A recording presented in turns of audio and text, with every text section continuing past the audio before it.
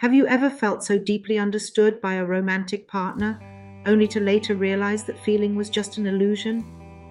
The kind of connection that seems almost cosmic at first, but eventually reveals itself to be a facade? If so, you may have experienced a dangerous phenomenon called malignant mirroring at the hands of someone with narcissistic tendencies. Today, we're pulling back the curtain on this devious manipulation tactic and other forms of narcissistic abuse so you can protect yourself. What is malignant mirroring? Malignant mirroring is when a narcissist unconsciously reflects back an idealized version of you that seems to perfectly understand and cater to your deepest emotional needs and desires. They appear to empathize and sympathize with your insecurities, past wounds, and unfulfilled yearnings like no one else.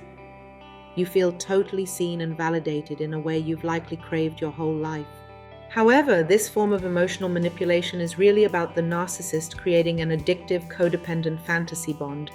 They aren't actually attuned to the real you, just strategically mirroring your emotional drivers back at you.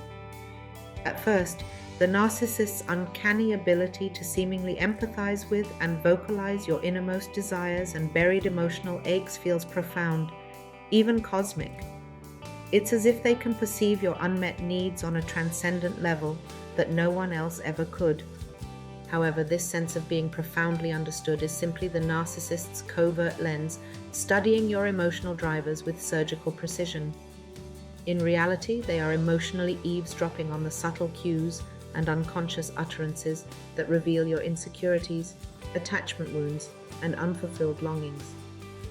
You find yourself opening up to them in ways you may have never done with anyone before. Finally, feeling truly seen and understood hits an inexpressible chord within you. With psychopathic levels of cold calculation, the narcissist takes meticulous study of your psychological bare threads, all so they can crochet together an idealized mirror image purposefully catered just to ensnare you. Like a nefarious character study, they absorb and replicate microcosms of the persona you've always desperately craved to project back. The doting soulmate, the understanding confidant, the attuned quasi-parent figure you never had. That intoxicating emotional intensity you feel isn't true intimacy, though, but rather the narcissist's love-bombing repertoire being executed with expert pathological precision. You've fallen for their convincing but completely fictitious mask, a familiar demon of your own unconscious desires and fantasies cunningly regurgitated to be embraced as your imagined safe haven. In this light, the narcissist is simply a kind of emotional con man, high on duping their latest mark by alleging profound mystical attunement. While it all feels so real in the amorous moment, you're ultimately just caught in the longest of cons designed to access and abuse your deepest wellsprings of need. This malignant mirroring builds an extremely strong emotional addiction that makes it exponentially more difficult for victims to escape the narcissist's web of control down the road. Other manipulation tactics. Malignant mirroring is just one ominous card in the narcissist's arsenal of manipulation techniques aimed at securing extreme devotion. Others include love bombing, being showered with excessive praise, flattery, and future faking of a perfect fantasy life together. This idealization phase tricks you into a whirlwind courtship. The love bombing and idealization phase is one of the most insidious and alluring tactics that narcissists use to ensnare new victims. From the very start, the narcissist showers you with excessive affection, flattery, and grandiose expressions of how incredibly special you are to them. The praise and compliments feel so intoxicating. You've never felt so admired and desired before.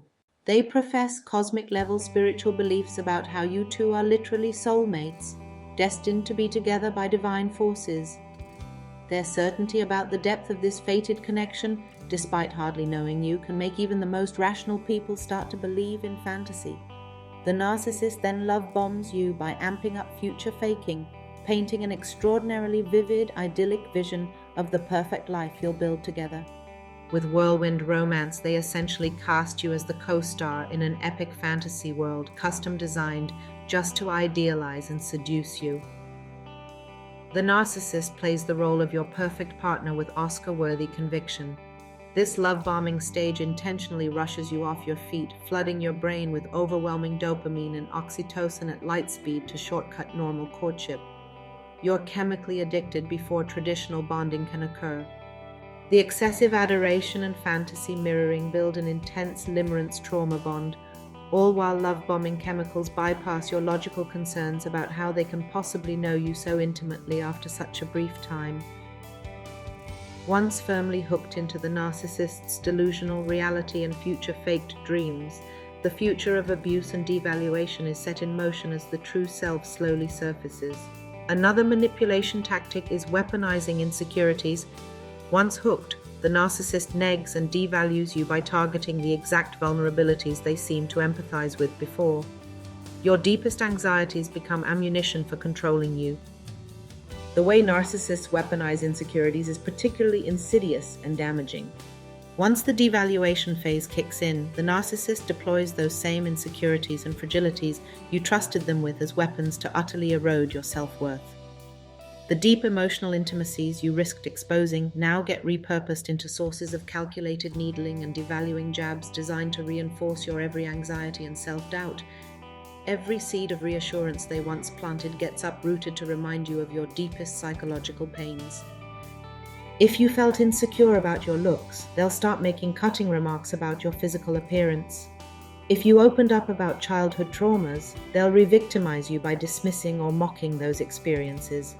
Any sliver of vulnerability is fair game for them to twist into hurtful criticism and cruel projection. The intent is to foster in you a perpetual anxious state of trying to win back their approval and avoid their punishing devaluation. It keeps you walking on eggshells, engaged in constant people-pleasing, just to experience mere crumbs of that idealization stage again. By surgically targeting the insecurities you naively trusted them with, the narcissist establishes an inescapable feeling that only they hold the power to affirm or invalidate your entire identity and self-worth. This dynamic of total control is their ultimate goal. Narcissists gradually distort your perception of reality to such a degree, you question your own sanity and judgment over theirs. This makes leaving incredibly disorienting. The gaslighting tactics employed by narcissists are some of the most psychologically destabilizing and nefarious forms of emotional abuse. Let me expand on how they systematically distort your sense of reality.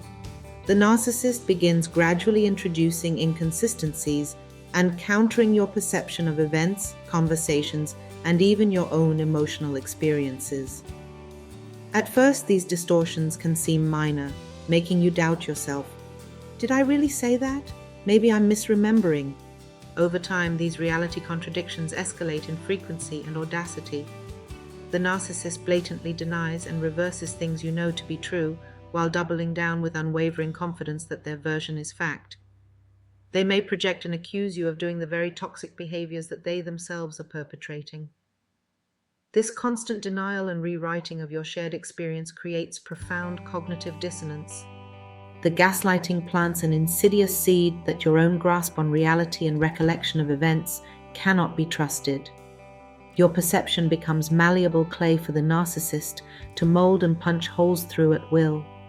They reinforce this destabilization by acting as if you're being utterly irrational whenever you cling to your version of reality. Dismissing your emotional reactions as crazy or oversensitive is very common. This causes you to desperately second-guess yourself and defer to the narcissist's self-assured narrative of how things actually are or what you actually felt in any given situation. Your mind essentially gets hacked. The goal is to utterly erode your ability to trust your own instincts, memories, and cognitive reasoning to the point where you unconsciously cede control of reality to the narcissist. You become energetically entangled in their delusional perception. Once this gaslighting takes root, leaving the relationship feels disorienting and filled with crippling self-doubt. You've been gradually mind-fuked into existential vertigo about what is true or false. The narcissist's twisted reality starts feeling more accurate than yours. Another manipulative tactic is alienation, turning you against close friends and family by undermining other relationships and making you increasingly dependent on them for your self-worth. The alienation and isolation tactics employed by narcissists are extremely detrimental to victims' well-being and support systems. From the beginning, The narcissist focuses on driving a wedge between you and your closest friends and family members. Their objective is to progressively alienate you from other supportive, grounding influences until you become utterly dependent on them alone for your sense of self-worth. It often starts with subtle put-downs and criticism about your loved ones, comments about how they're unsupportive of your hopes and dreams or don't truly understand the real you like the narcissist claims to. They'll masquerade as the only person truly looking out for your best interests. As the narcissistic abuse cycle escalates, these digs intensify into direct accusations that your friends and relatives are actively undermining you out of jealousy or ill intent. Every time you reach out for emotional support, the narcissist reinforces that you've been betrayed or let down. They foster a mindset that your loved ones are insufficiently loyal and can never empathize with the special challenges and cosmic significance of your relationship like the narcissist can. An us versus them superiority narrative takes hold. Furthermore, the narcissist shames and chides you for any autonomous need for other connections, cultivating codependency by claiming they alone should be the priority. Unresolved family ruptures or complicated friendships get reframed as your own character flaws. This alienation happens so slowly and insidiously that you ultimately find yourself isolated from your entire support system, having absorbed the narcissist's warped realities about other relationship insufficiencies. You become stranded on an island where the narcissist is the sole provider of self-worth, love, and acceptance, a perfect setup for them to fully control and erode your remaining sense of self and individuality. And finally, after being totally stripped of your identity and boundaries, you're cruelly discarded and replaced whenever the narcissist finds a new source of attention. The cruel discard phase after being stripped of your identity and boundaries is one of the most painful experiences in narcissistic abuse. Let me expand on the dynamics at play. By this point, the narcissistic erosion and alienation tactics have taken an incalculable toll. Your sense of self-worth, confidence in your perception, and connections to any supportive relationships have all been systematically dismantled. You've been gradually milled down into an empty vessel, a shell of your former self whose sole tether to validation and reality is your narcissistic abuser. You are maximally dependent and trauma-bonded to them for psychological survival. So when the inevitable discard occurs, it detonates your entire universe and fragile sense of being. The narcissist simply goes fully cold and withdraws all their manipulated intermittent reinforcement and future-faking illusions. You're discarded and replaced at the drop of a hat, the moment a new potential source of narcissistic supply becomes more alluring to them than what's left of you. You've been sucked dry of the attention and control they ravenously feed on.